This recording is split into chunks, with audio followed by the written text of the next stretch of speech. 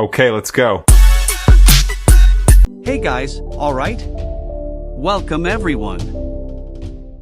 We begin by seeing a woman named Drasa, who wakes up in a small cave. Hearing the sound of an airplane, she becomes alert and quickly grabs her rifle. She is an excellent sniper who is waiting for her target, the oligarch, to land. The shot is imperceptible, however, it is deadly. After retrieving the capsule, she becomes contemplative. The scene shifts, and we see Levi waking up a bit startled. He is a sniper who has been away from his military duties for 4 years. He decides to take a walk to clear his head and ends up at the port, where he stays until sunrise. Levi makes some notes in his journal and reflects on his life. Suddenly, he receives a message on his phone from an unknown person, asking him to go to Pendleton Base. Hours later, we see him arriving at the location, which is a Federal Reserve. A soldier leads him to a meeting room, where he meets a high-ranking official, Ms. Weaver. The woman begins the conversation by showing impressive data, where the shooter had excellent success in his missions but is currently inactive. She claims to have something special for him, which would be a reason for him to return to active duty. Meanwhile, in Pravaca, Lithuania, we see Drasa meeting her father Eric at the grave of her deceased mother.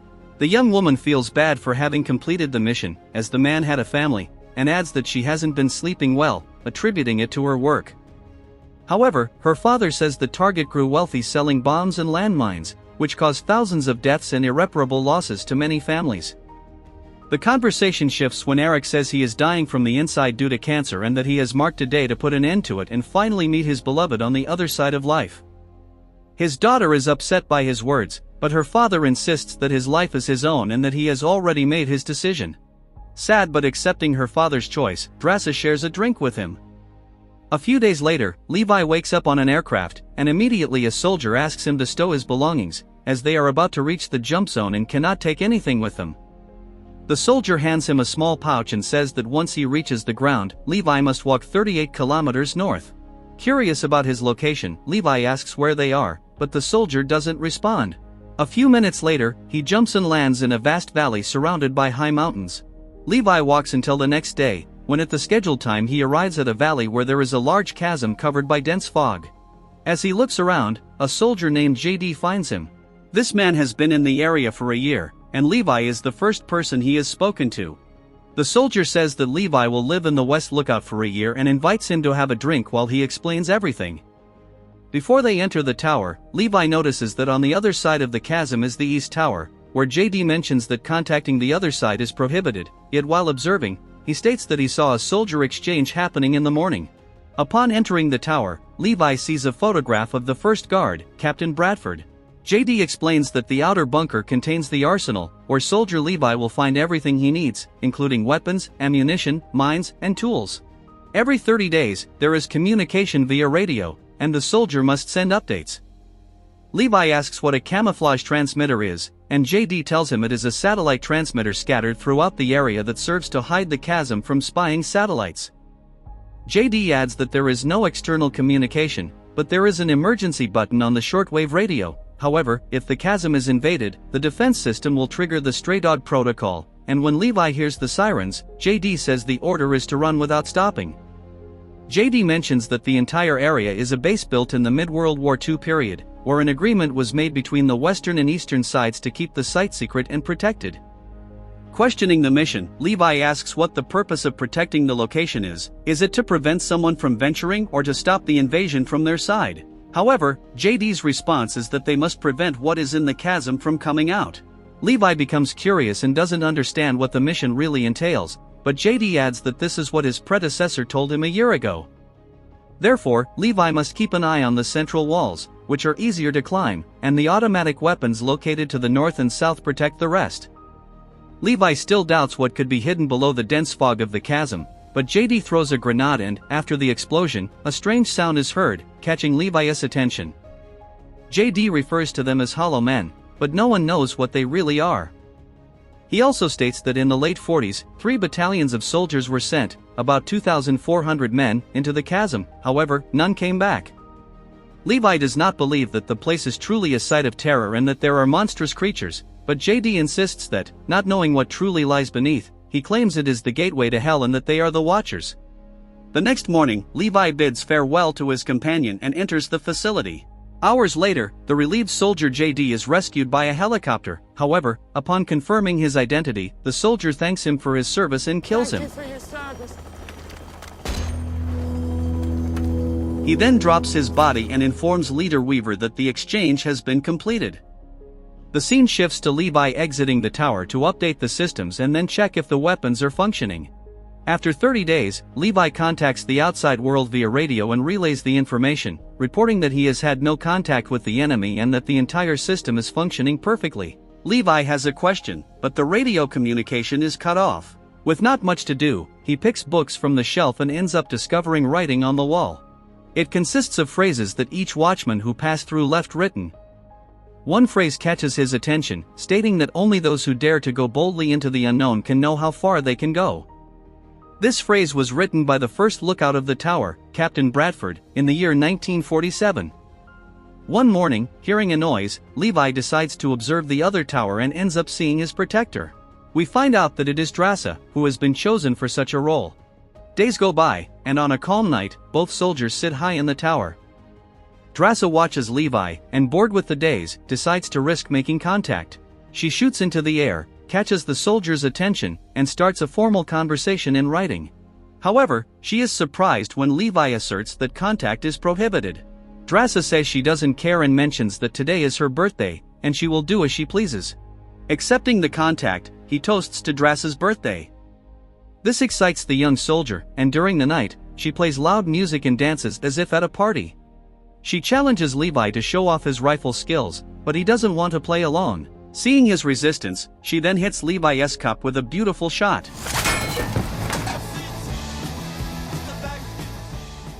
Not wanting to be outdone, Levi responds to the challenge and hits the champagne bottle. Drasa prepares another challenge but notices something moving on the chasm walls. She warns Levi to look at his side, and they both notice something strange. When the lights pass through the area, Levi sees something bizarre. Humanoid creatures, as if they were humans intertwined with plant parts. Without thinking twice, he shoots at the creatures, activating the landmines. Immediately, Drasa grabs the machine gun and helps Levi eliminate the remaining enemies that continue to climb the rocky walls.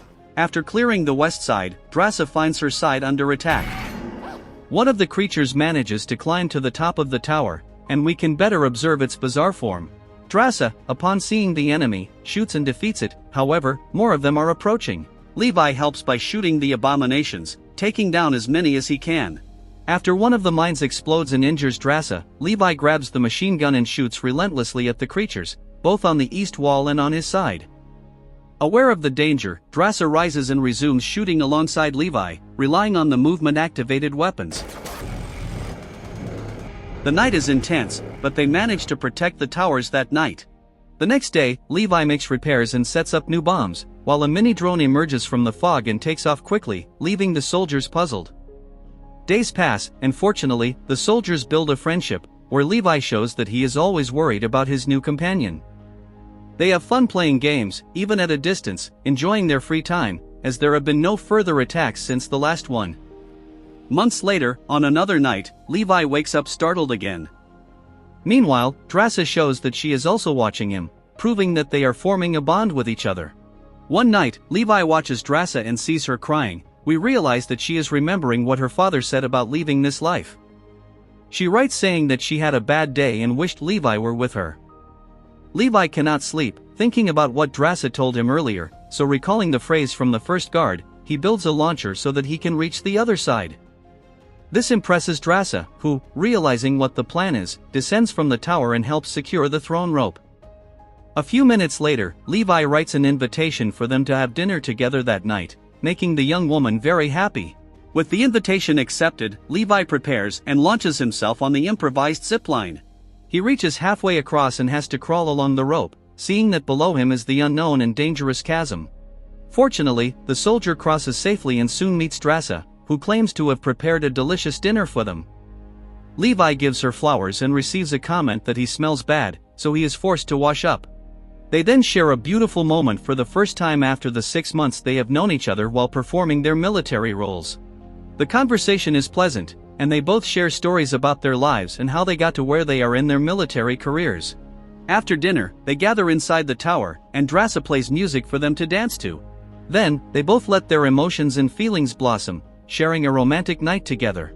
The next morning, Levi bids farewell to Drasa and takes the zipline back to his tower. Unfortunately, just as some mines explode the enemies at that moment, debris causes the rope to snap, making him fall into the chasm before reaching the top.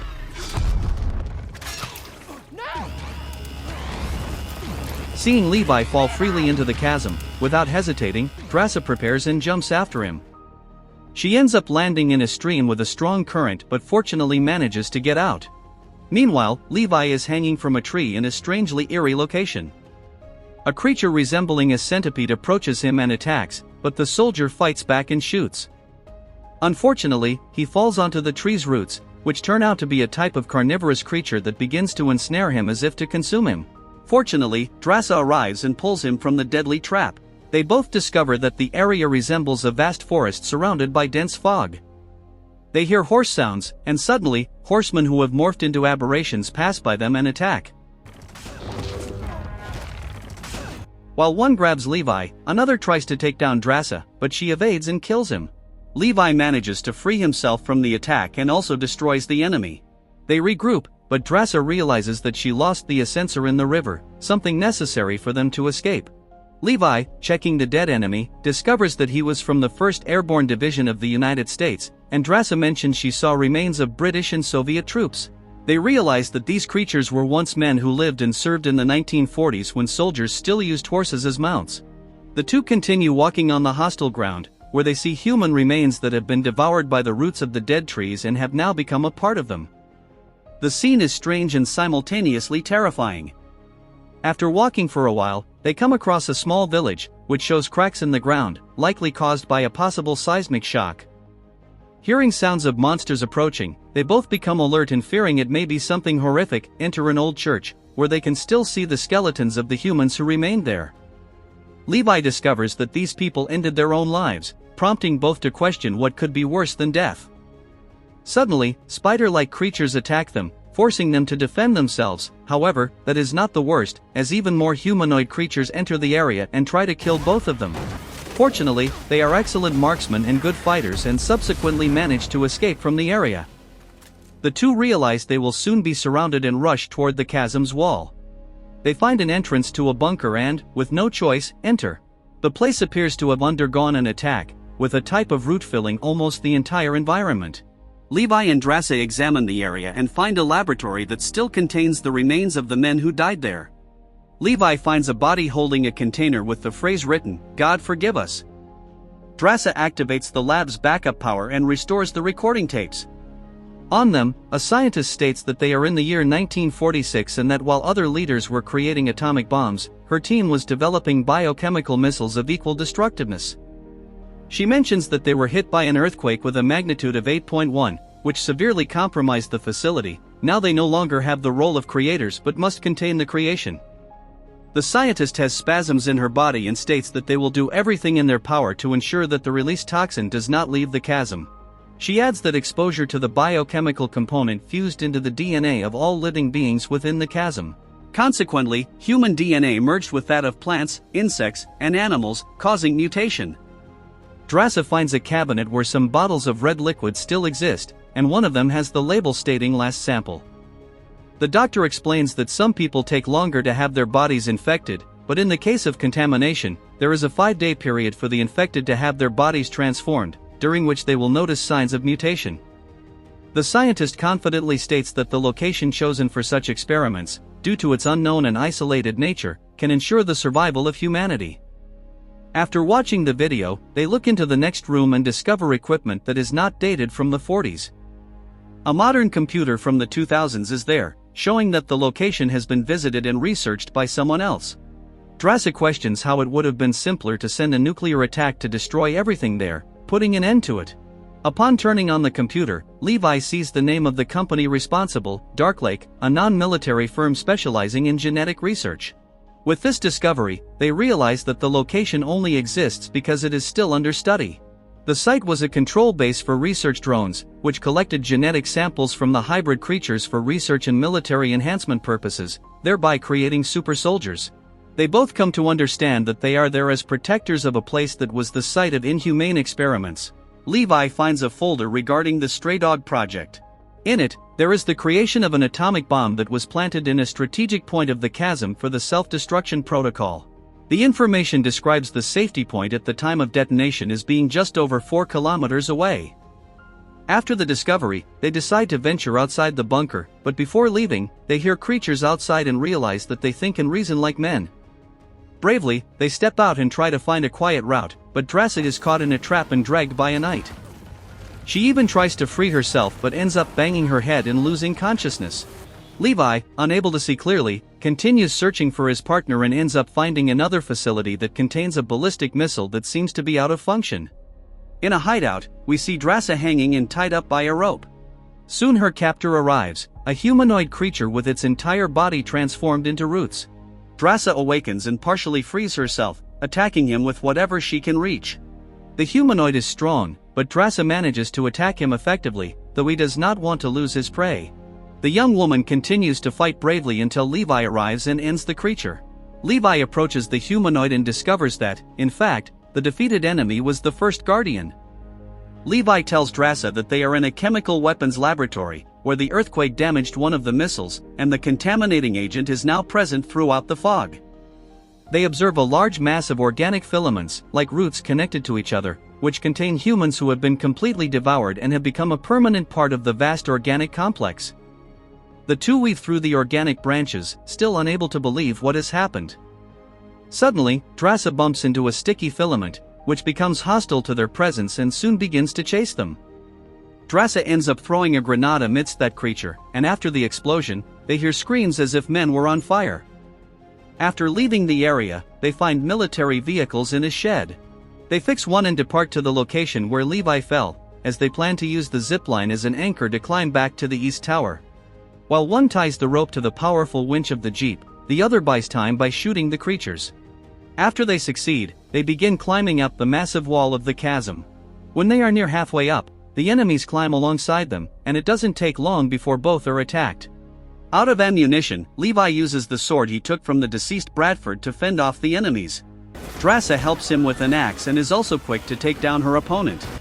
Levi is nearly thrown off the vehicle, and noticing that the hollow men are climbing the ropes, he punctures the fuel tank and sets them on fire.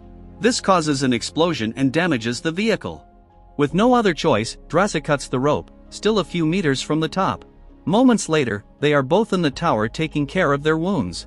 They discuss the possibility of being infected and agree that they will do what they must ensure that such evil does not spread. After talking about the possibility of fleeing the area, Levi states that each hollow man is a contaminator for the outside world, and they need to destroy the chasm. Levi builds a new zipline to return to his post and warns Drasa that the effects of mutation occur in 5 days. If nothing happens, they will be safe, otherwise, they will be sentenced to death. Drasa thinks positively and hopes they will meet again next week. In their farewell, Levi declares that he loves her and that they will reunite soon. The next day, Levi contacts Mission Control and ends up speaking with Weaver, who tells him that the main objective of the mission is to make the American army unbeatable. She also asks him about the drone control system having been activated, questioning whether he descended into the chasm. Levi denies any knowledge of the communication and, with this negative assertion, Weaver orders the other Guardian of the East Tower to be taken down. Without questioning the order, Levi says he will do so. After the conversation ends, Weaver carefully examines the recorded image that incriminates Levi, showing him with Drasa and communicating with her. She then orders the commander to prepare a team, warning that Levi was a mistake for the mission and that she will eliminate him herself. The next morning, while both soldiers reset the traps, they pause to rest, each on their side of the chasm. Drasa writes a message to Levi, saying that she loves him too, making him very happy.